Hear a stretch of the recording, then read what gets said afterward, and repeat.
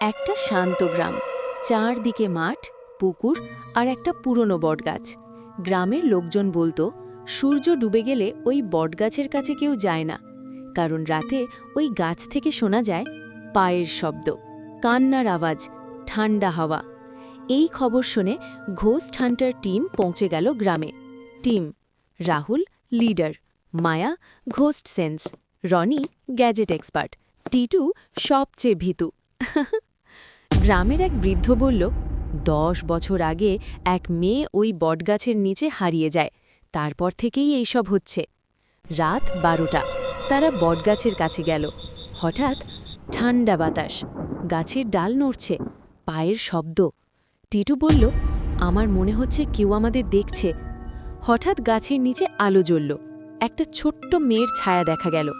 মায়া বলল, ও সাহায্য চাইছে।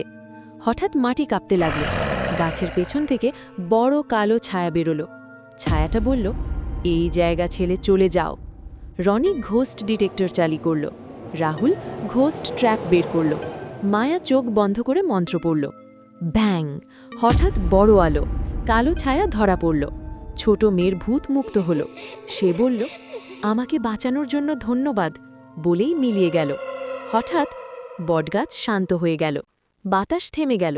টিটু বলল, আমি গ্রামে আর রাতে থাকব না।